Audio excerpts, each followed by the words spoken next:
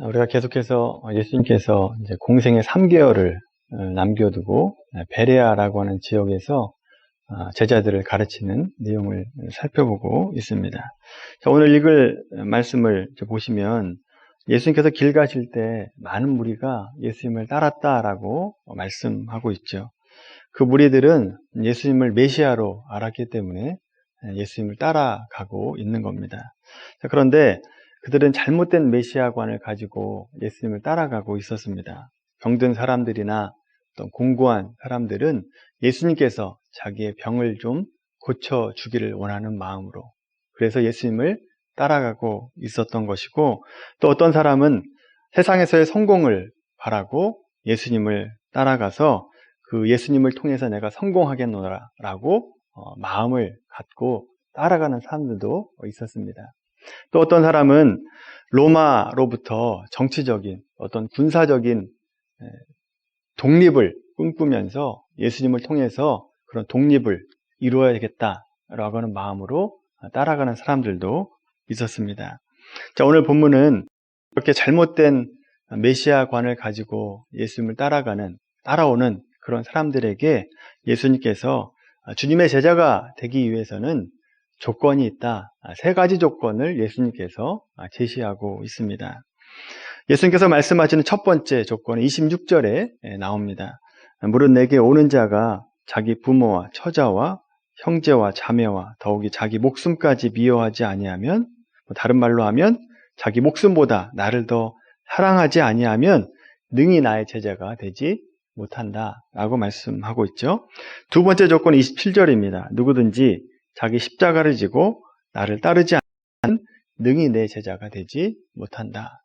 자, 그리고 세 번째 조건을 말씀하시기 전에 2개의 간단한 비유를 말씀을 하고 계세요. 첫 번째 비유는 망대를 쌓기 전에 망대 쌓는 비용이 얼마인지 계산을 해봐야 된다.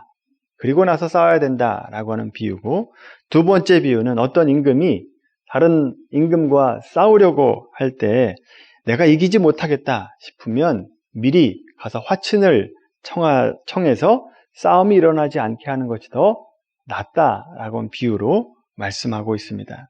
이 뒤 2개의 비유를 말씀하신 다음에 세 번째 조건이 나옵니다. 33절입니다. 너희 중에 누구든지 자기의 모든 소유를 버리지 아니하면 능히 내 제자가 되지 못한다라고 말씀하고 있죠. 3가지 조건을 제시하고 있어요. 혹시 여러분들 가운데 기억하시는 분들도 계실 수 있겠습니다만, 예수님의 삶과 교훈 35번째 말씀에서 제자의 조건을 이미 우리가 함께 살펴보았습니다. 그래서 오늘은 제자의 조건을 살피기보다는 그 조건 속에 나오는 2가지 비유 속에서 우리에게 말씀하시는 것이 무엇인가 라고 하는 것에 대해서 우리가 함께 좀 더 깊이 살펴보도록 하겠습니다. 오늘 본문 28절, 32절까지 말씀 보시면 망대 짓는 공사, 그리고 전쟁을 앞둔 임금의 비유가 나오고 있습니다. 이 2가지 비유가 말씀하시려고 하는 뜻은 어렵지 않죠. 쉽게 알 수 있습니다. 망대를 쌓기 전에 건축비를 계산하는 것, 그리고 임금이 전쟁하기 전에 내가 상대방을 이길 수 있을지 없을지를 먼저 생각하는 것, 이것은 굉장히 지극히 상식적인 일이다라고 하는 얘기입니다. 사람은 어떤 행동을 하기 전에 내가 목적이 무엇인가, 그리고 그 목적에 맞는 계획을 세우고 그 계획을 이루려고 한다면 얼마의 비용이 들어가는가, 그리고 어떤 수고와 헌신이 있어야 되는가 라고 하는 것을 생각하는 것이 마땅한 일이다라고 하는 겁니다. 예수님 믿는 것도 마찬가지라는 겁니다. 예수님 믿고 예수님의 제자가 되기 위해서는 제자의 목적이 무엇인가, 그리고 그 목적에 맞는 계획을 세우고, 그렇게 제자가 되려고 할 때에 들어가는 비용, 수고, 헌신이 어떤 것이 들어가야 되는가라고 하는 것을 생각하고 따지고 제자가 돼야 된다라고 하는 말씀입니다. 그것을 생각하고 하는 겁니다. 아무 생각 없이 따라오지 말고 그것을 계산해보고 따라오라라고 하는 거죠. 그런데 예수님 당시에 사람들이 제자가 되는 목적, 그리고 제자가 되면 어떤 수고와 헌신이 있어야 되는가는 생각하지도 않고 그냥 무턱대고 예수님을 따라왔습니다. 단지 자기의 실리를 추구하려고 예수님을 따르는 자들이었다라고 하는 거죠. 이런 현상은 오늘날 기독교에도 동일하게 나타나고 있습니다. 많은 성도들이 교회 다니는 것을 어떤 성공의 한 요인쯤으로 생각을 하죠. 70년대 믿었던 분들은 인정해 줘야 된다고 생각합니다. 그때는 정말 힘들고 어려웠습니다. 그래서 예수님 믿는 것으로 어떤 성공을 추구하려고 하는 것이 아니라 정말 예수님 잘 믿어보려고 또 약간의 기복신앙이 있었습니다만 어쨌거나 어떤 세상적인 성공을 내가 기독교, 어떤 예수님 믿어서 내가 성공하겠다라고 생각하는 사람들은 없었습니다. 그런데 80년대, 90년대 들어서면서 교회가 급속하게 성장하기 시작했습니다. 목소리가 커지기 시작했고 교회가 영향력을 미치기 시작했습니다. 그래서 예수 믿는 것이 좁은 길이 아니라 넓은 길이었습니다. 자기 성공에 도움이 되니까 인맥을 넓힐 수 있으니까 교회에 다니기 시작하다가 어느 날 좀 다니다 보니까 세례를 받으라는 거예요. 직분을 또 받으라는 겁니다. 그러면서 교회를 오래 다니긴 했는데 나에게 주신 목적이 무엇인지, 사명이 무엇인지, 내가 이 제자의 길을 갈 때 무엇을 희생해야 되는지에 대해서 전혀 생각하지 않고 그냥 신앙의 연수만 쌓고 있었다라고 하는 거죠. 제자로서 감내해야 될 수고나 비용을 생각하지 않고 제자들이 치러야 되는 전쟁, 그것이 어떤 전쟁인지를 생각하지 않고 무모하게 뛰어든 사람들이 많았다는 얘기입니다. 물론 처음에는 그렇게 아무것도 모르고 예수님 믿는 사람들이 있을 수 있습니다. 대부분 그렇게 믿고 따라가게 되죠. 그런데 처음에 몰랐다 할지라도 교회를 다니면서 말씀으로 양육을 받고 제자의 목적이 무엇이고 또 해야 될 일이 무엇인지를 살펴보고 다시 마음을 잡았어야 되는데 그런 사람들이 거의 없었다라고 하는 거죠.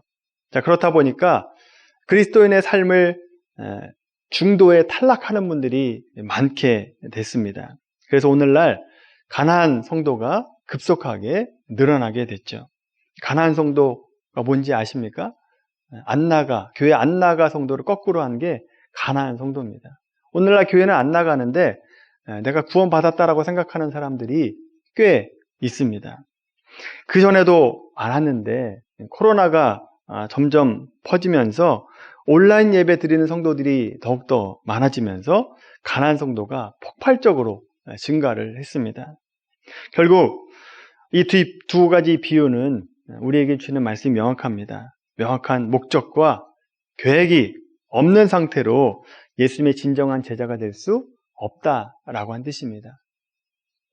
그런 점에서 이 두 가지 비유는 우리 그리스도인들에게도 굉장히 중요한 메시지입니다. 두 가지 이 질문을 통해서, 이 비유를 통해서 우리에게도 질문하는 것이 있습니다. 예수님 따르는 길이 어떤 길이고 무엇을 감내해야 되는가, 무엇을 각오해야 되는가라고 하는 것을 우리에게 다시 한번 생각해 보라라고 말씀하고 있죠. 예수님께서 공생의 기간 동안에 말씀을 전반적으로 살펴볼 때 제자의 길을 가기 위해서 분명히 알아야 할 그것은 십자가를 질 수 있는가, 즉 고통의 문제, 고난의 문제를 분명히 알아야 됩니다. 그것을 계산해보고 따라가야 된다라고 하는 거죠. 여러분, 이 부분에 대해서 바로 알고 준비할 필요가 있습니다. 만약에 이 고통의 문제, 이 고난의 문제가 해결이 안 된 상태로 신앙생활을 하다가 보면 고통이 오면 반드시 쓰러지게 마련입니다. 나락에 빠지게 됩니다. 그리고 중도에 탈락하는 성도가 있게 된다라고 하는 거죠. 그래서 여러분, 우리가 제자로서 살아갈 때 이 고통의 문제만큼은 분명히 해결을 해놓고 따라가야 됩니다. 우리가 예수 믿으면서 가장 크게 부딪히는 현실이 바로 이겁니다. 고통의 문제죠. 고난의 문제입니다. 하나님께서 우리에게 기도하면 응답해 주신다라고 말씀하셨는데 현실적으로 보면 우리가 기도에 대해서 응답하는 것이 훨씬 더 적습니다. 내가 만족할 만한 기도 응답이 없다라고 하는 것이 우리의 현실이죠. 왜 그런지 아십니까?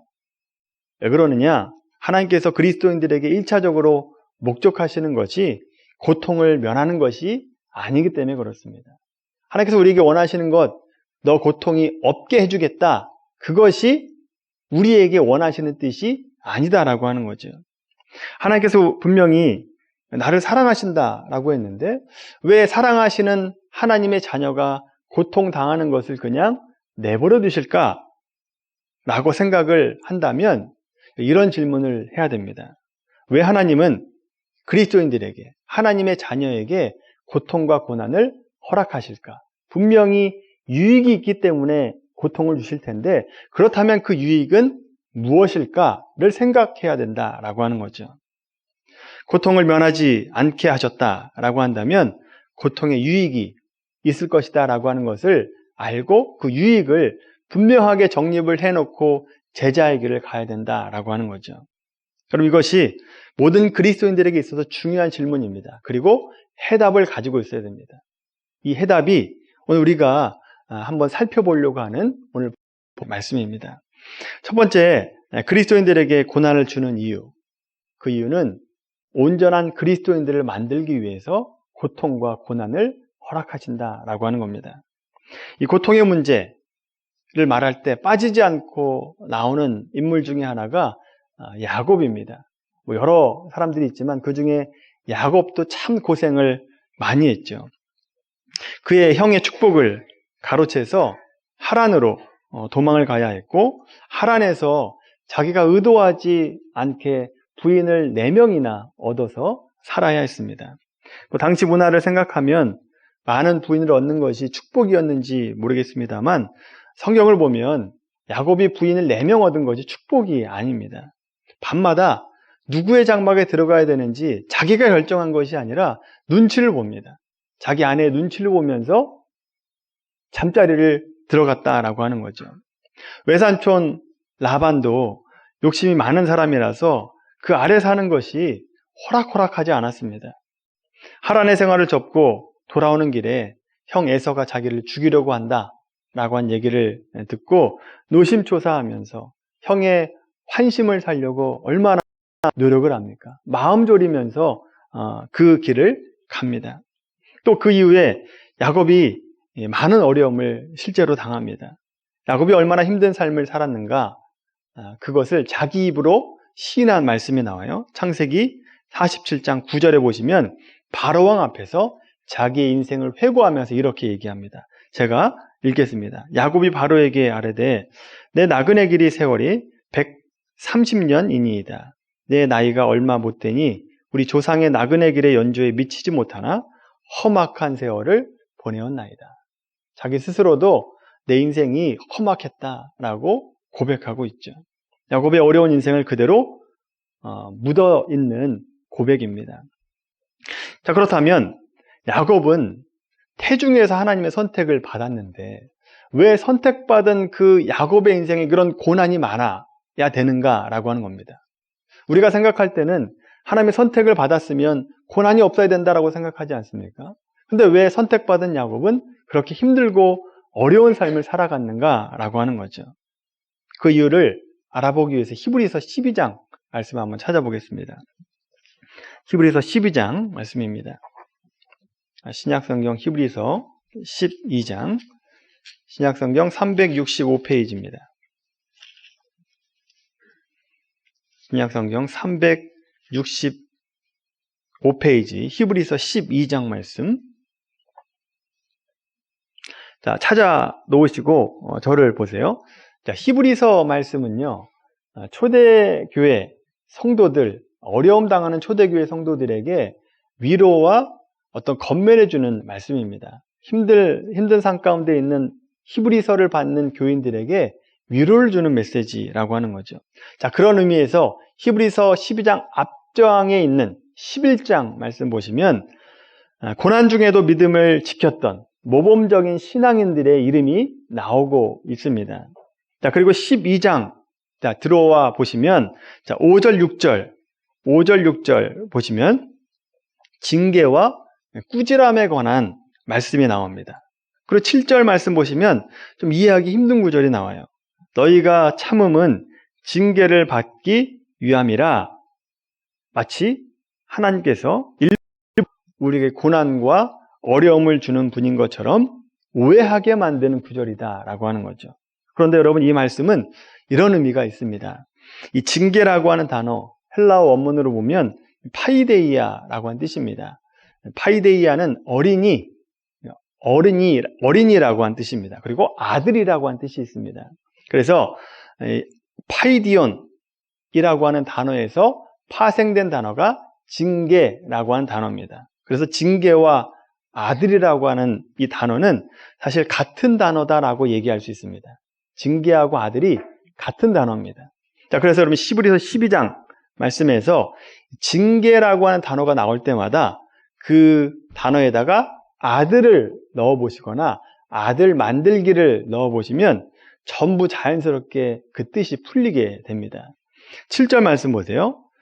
제가 바꿔서 한번 읽어 드릴게요. 7절 보세요. 너희가 참음은 아들로 만들어지기 위함이라 하나님이 아들과 같이 너희를 대우하시나니 어찌 아버지가 아들로 만들지 않는 아들이 있으리요. 8절 아들로 만들어지는 일은 다 받는 것이거늘 너희에게 없으면 사생자요 친아들이 아니니라. 무슨 뜻인지 명확해지죠. 9절과 10절도 마찬가지입니다.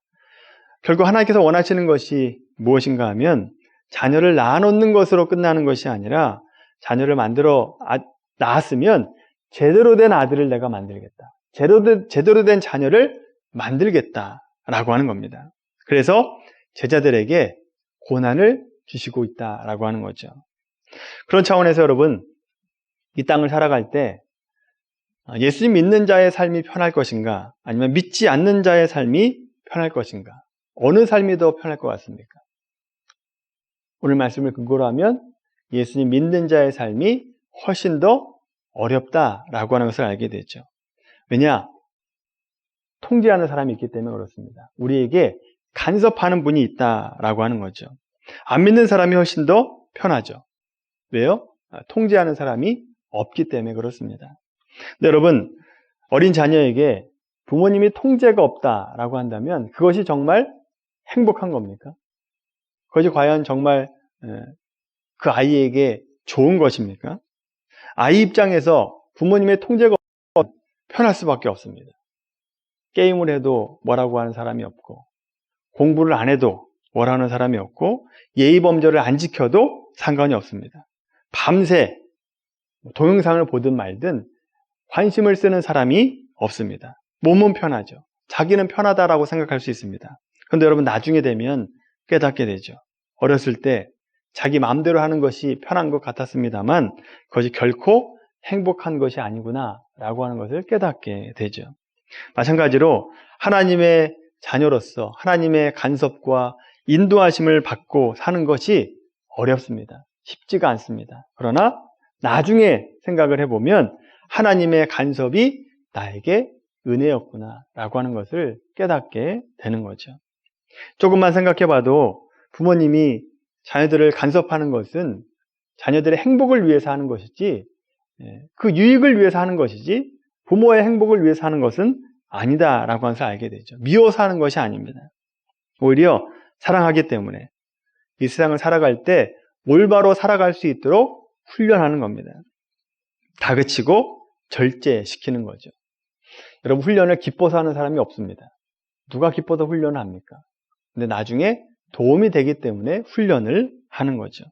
즐겁지 않지만 하나님께서 우리를 사랑하시고 우리의 유익을 위해서 우리에게 고통을 주신다라고 하는 겁니다. 따라서 고통은 그리스도인들을 온전하게 만들기 때문에 제자들의 삶 가운데 고통이 필수적으로 따라올 수밖에 없다라고 하는 겁니다. 두 번째, 그리스도인들에게 고난을 주시는 이유. 아이러니하게도 이 고난을 통해서 복음의 진보가 있기 때문에 그렇습니다. 빌립보서 1장 말씀 한번 찾아볼까요? 빌립보서 1장 말씀. 신약성경 318페이지입니다.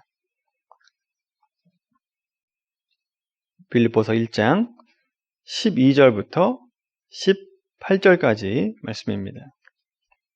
신약성경 318페이지 빌립보서 1장 12절부터 18절 같이 읽겠습니다. 시작. 형제들아, 내가 당하는 일이 도리어 복음 전파의 진전이 된 줄을 너희가 알기를 원하노라. 이러므로 나의 매임이 그리스도 안에서 모든 시위대 안과 그 밖의 모든 사람에게 나타났으니 형제중 다수가 나의 매임으로 말미암아 주 안에서 신뢰함으로 겁없이 하나님의 말씀을 더욱 담대히 전하게 되었느니라. 어떤 이들은 투기와 분쟁으로, 어떤 이들은 착한 뜻으로 그리스도를 전파하나니, 이들은 내가 복음을 변증하기 위하여 세우심을 받은 줄 알고 사랑으로 하나, 그들은 나의 매임에 괴로움을 더하게 할 줄로 생각하여 순수하지 못하게 다툼으로 그리스도를 전파하느니라. 그러면 무엇이냐? 거칠애로 하나, 참으로 하나, 무슨 방도로 하든지 전파되는 것은 그리스도니, 이로써 나는 기뻐하고 또한 기뻐하리라. 아멘. 이 편지는 사도 바울이 로마 감옥에서 빌립보 교회에 보낸 편지입니다. 빌립보 교회는 사도 바울이 개척을 한 교회인데, 이 편지를 보내게 된 배경은 사도 바울이 감옥에 갇혔다라고 한 소식을 빌립보 교인들이 듣게 된 겁니다. 그 소식을 들은 교인들 가운데 복음에 대한 의심을 하기 시작했습니다. 그리고 하나님에 대한 의심을 하는 자들이 생기게 된 겁니다. 자, 그렇게 의심하는 자들에게 빌립보서를 쓰고 있는 거죠. 사도 바울이 말하는 요지는 자기 자신이 지금 감옥에 갇혀서 옴짝달싹 못하는 상황에 있지만 자기가 갇힌 것으로 복음이 손해를 본 것이 아니라 오히려 복음에 진보가 있었다. 그러니까 내가 갇힌 것으로 실망하지 마라 라고 하는 말씀을 하고 있는 겁니다. 어떻게 바울이 갇힌 것이 복음의 진보가 생기게 되었는가? 여러분, 누가 감옥에 잡혀오면 제목을 묻게 마련입니다. 저 사람은 왜 이 감옥에 갇혀 있는가? 라고 하는 제목을, 관심거리를 갖게 되는데, 그 바울이 갇힌 제목이 별로 탐탁치가 않았습니다. 이상했다라고 하는 거죠. 예수라고 하는 사람을 믿어서 잡혀왔다는 겁니다. 예수가 누구이기에 그 예수를 전했더니 이 감옥에 갇히게 되었는가? 그것이 정말 큰 죄냐라고 생각을 했던 거죠. 그리고 예수가 과연 누구길래 저 억울한 상황 속에서도 사도 바울은 저렇게 떳떳할 수 있는가? 담대할 수 있는가? 라고 하는 것을 사람들이 생각을 하게 됐다라고 하는 겁니다. 그래서 바울이 직접 복음을 전하지 않더라도 자연스럽게 그 시위대 안에, 그 감옥 안에 복음이 전해지는 놀라운 일이 벌어지게 됐다라고 하는 거죠. 그래서 13절 말씀 보시면 내가 잡힌 것으로 인하여 시위대 안에 복음의 진보가 있었다라고 말씀하고 있죠. 자, 뿐만 아닙니다. 믿는 자들 중에도 담대함이 생겼다라고 얘기합니다. 자, 믿는다 중에는 바울을 시기하는 사람들도 있었습니다. 그러니까 우리 오늘날 세상에도 어떤 사람이 잘 나간다 그러면 반드시 거기에 시기하는 사람들이 있기 마련이지 않습니까? 바울에게도 바울을 시기하는 사람이 있었습니다. 그런데 그 시기하는 그 마음이 있었는데 바울이 갇혔다라고 한 얘기를 들으니까 이 틈을 타서 내가 바울보다 훨씬 더 뛰어난 사람이다 라고 하는 것을 드러내려고 복음을 열심히 전하는 사람들이 있었다라고 하는 거죠. 기이한 현상이 일어나게 된 거죠. 그리고 바울을 지지하는 사람들은 어떻게 되었느냐? 사도 바울의 말을 듣고 이 편지를 받고 용기를 얻게 됐습니다. 그래서 전에는 소극적인 전도자였다가 더욱더 적극적인 전도자로 바뀌게 되는 계기가 되었다라고 하는 겁니다. 그래서 사도 바울의 고통이 오히려 복음의 진보가 되는 놀라운 역사가 일어나게 된 거죠.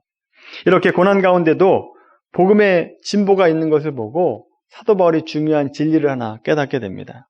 하나님의 생각은 우리의 생각과 다르다. 높고 끝이 없다라고 하는 것을 사도 바울이 깨닫게 됩니다. 이처럼 하나님은 복음의 진보를 위해서 우리에게 고난과 고통을 주십니다.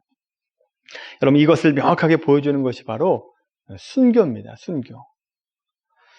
창끝이라고 한 영화를 보신 분이 계실 겁니다. 이 영화에도 보면 복음의 진보가 고통을 통해서, 순교를 통해서 이루어진다라고 하는 것을 명확하게 보여주게 되죠. 영화의 주인공 짐 엘리어트라고 한 사람은 미국의 명문 중에 하나인 휘튼 대학을 졸업을 했습니다. 그냥 졸업한 것도 아니고 수석으로 졸업을 해요. 자, 그렇게 졸업을 하고 이제 가만히 있으면 성공의 삶을 살 수 있었습니다. 자, 그런데 이 짐 엘리어트는 하나님께서 가장 기뻐하시는 것이 영혼 구원이다라고 하는 것을 깨닫게 됩니다. 그래서 선교사로 헌신을 하고 선교사를 준비를 하게 됩니다. 그리고 준비를 하고 나서 백인이 들어가서 살아나오지 못했던 곳, 남아메리카의 아우카족 있는 곳에 전도하기로 결심을 합니다. 자, 그리고 이 아우카족과 가장 밀접한, 가장 가까운 곳, 에콰도르에 선교 전진기지를 세우고 거기에서 다른 선교사 4명과 함께 그곳에 조금씩 접근을 하기 시작했습니다. 그리고 성경책도 주고 선물을 나눠주면서 좋은 관계를 맺어가고 있었습니다. 자, 그러다가 강가에 비행기가 착륙할 수 있을 만한 곳을 발견을 하고 거기에 착륙을 하고 더욱더 그 아우카족 사람들과 가까워지게 됩니다. 자, 그러던 중 어느 날 이 아우카족 어느 한 사람이 자기가 공경에 처하니까 그 공경을 넘어가려고 저 백인 선교사가 우리 족장 중에 한 명, 우리 부족원 중에 한 명을 납치해서 살해했다라고 거짓말을 퍼뜨리게 됩니다. 그래서 그 5명이 일제히 창으로 찔려서 죽습니다. 그들이 죽어서 선교가 끝나는 줄 알았습니다. 그런데 그들의 순교한 현장, 그 현장에서 복음이 더욱더 열매가 맺혀지기 시작하는데 순교한 선교사들의 그 아내들이 슬펐지만 그냥 마냥 앉아서 슬퍼하지만 않았습니다. 아내들은 생존 훈련을 거치고 또 간호학과 같은 그런 학문을 배우면서 내가 저기에 가서 어떤 선교를 할 것인가를 고민하기 시작했습니다. 그래서 그 배움이 다 끝난 다음에 그 아우카족으로 다시 찾아가서 그곳에 사람들을 도와주기 시작합니다. 아이가 태어날 때 조산모로 받아주기도 하고 그 사람들의 아픈 사람들을 고쳐주기도 하고 또 농사법도 가르쳐 주게 됩니다. 2년 동안 봉사를 하고 나서 이제 마치고 나오는 길에 추장이 그녀를 불러서 이렇게 물어보는 겁니다. 부인, 당신들은 무엇 때문에 이 험한 곳, 어려운 곳에 와서 이렇게 봉사하고 헌신합니까? 이렇게 질문하니까 엘리자벳이라고 하는 여인이 이렇게 대답을 합니다. 우리는 몇 년 전에 당신들이 죽인 백인 선교사의 아내들입니다. 우리 남편들은 당신들이 모르는 하나님을 당신들에게 가르쳐 주려고 이곳에 왔지만 당신들이 우리 선교사들을 죽여서 내 남편을 죽여서 그 뜻을 이루지 못했습니다. 우리 남편들은 당신들에게 해주고 싶은 말이 있었습니다. 그것은 예수님이 당신들을 사랑한다 라고 한 얘기입니다. 그리고 나서 그 부인들은 돌아오게 됩니다. 근데 여기서 영화가 끝이 아닙니다. 영화의 결말은 순교당했던 5명의 선교자 중에 비행기를 운전했던 네이트 세인트의 아들 스티브 세인트가 성공한 자기의 사업을 다 정리를 하고 선교사로 헌신을 하고 자기 아버지가 죽었던 그 아우카족에 있는 땅으로 다시 가게 됩니다. 한참이 지난 후겠죠. 아들이 커서 갔으니까 누가 자신의 아버지를 살해했는지 사실은 궁금해서 그곳에 간 겁니다. 그리고 헌신을 위해서 그곳에 가게 된 거죠. 그렇게 궁금해하는 스티브를 아우카족의 부족장이 그 아버지가 살해한 곳, 그 강에 데려가서 무릎을 꿇고 이렇게 고백을 합니다. 당신들의 아버지는 우리가 죽였다. 그러면서 창을 그 아들에게 건네줍니다. 자기를 찌르라는 겁니다. 자기를 죽이라 라고 한 뜻으로 창을 건네주죠. 그런데 스티브는 그 창으로 그 부족장을 찔러 죽인 것이 아니라 강가 옆이니까 그곳에서 세례를 베풀게 됩니다. 그리고 그 모든 족장이 일시에 회개를 하는 역사가 일어나게 되죠. 그렇게 회개를 하고 나서 선교사들을 죽인 5명의 사람, 살인자 5명 중에 4명이 목사가 됩니다. 그리고 1명이 전도자가 됩니다. 선교사의 순교, 고통과 고난으로 복음의 진보가 일어나게 되었다라고 하는 것을 명확하게 보여주고 있는 거죠. 물론 하나님께서 우리에게 복음을 전하는 선교사가 되라, 순교자가 되라, 모든 사람을 순교자로 부르지 않습니다. 대부분의 사람들은 평범한 삶을 살며 순교자의 삶을 살기를 원하시는 거죠. 그리고 그 삶 가운데 어떻게 하면 내가 순교자의 삶을 살 수 있을까 고민하기를 원하십니다. 어떻게 우리가 순교자의 삶을 살 수 있는가? 내가 섬김 받고 싶은 것을 참고 예수님처럼 섬기는 것, 그것 역시 순교자의 삶입니다. 내가 좀 더 편하고 싶은 것, 그것을 좀 참고 내 시간과 몸을 들여서 봉사하는 것, 그건 역시 순교의 삶입니다. 어려운 상황이지만 견디고 꾸준히 예수님께서 맡기신 일을 하는 것, 그건 역시 순교라고 하는 거죠. 기도하는 것, 시간의 순교입니다. 말씀 보고 내가 그 말씀을 묵상하는 것, 그 역시 나의 의지의 순교가 되는 겁니다. 여러분, 우리는 얼마든지 평범한 삶을 살면서도 순교의 삶을 살 수 있습니다. 내가 무엇을 해서 순교의 삶을 살 수 있을지 우리 모두가 고민해 보기를 바랍니다. 존 파이퍼 목사님은 복음은 고난과 기도 없이 전파되지 않는다라고 말씀하셨습니다. 제자의 삶 가운데 고난은 필수라고 하는 것을 말씀하고 있는 거죠. 따라서 여러분, 그리스도의 삶 가운데, 특별히 제자의 삶 가운데 고통과 고난은 믿음의 성장과 복음의 진보를 위해서 반드시 필요한 것이구나 라고 하는 것을 꼭 기억하며 살아가게 되길 바랍니다. 이 제자의 길에 고통이 필수라고 하는 것을 기억하셔야 됩니다. 넓은 길이 아니라 좁은 길이구나 라고 하는 것을 인정하셔야 됩니다. 그리고 여러분의 계획 속에 미리 넣어 놓으십시오. 고통이 왔을 때 당황하지 마시고, 아, 나에게 고통의 시간이 왔구나. 어떤 유익을 주시려고 이 고통의 시간을 나에게 주셨는가 묵상해 보시고 그 고통의 시간을 통해서 여러분의 믿음을 성장시키기를 바랍니다. 또 여러분의 순교를 통해서, 여러분의 삶의 순교를 통해서 어떤 복음의 진보가 일어날 것인가 기대하고 소망하는 우리 모두가 되기를 바랍니다. 고통을 기억하시면서 우리 제자의 길을 완주하게 되길 바랍니다. 완주만큼 영광스러운 것이 없습니다. 중도에 탈락한 것만큼 창피한 것이 없습니다. 우리 모두가 제자로서의 길을 완주하는 미랄교회 성도들이 되기를 주님의 이름으로 간절히 축원합니다.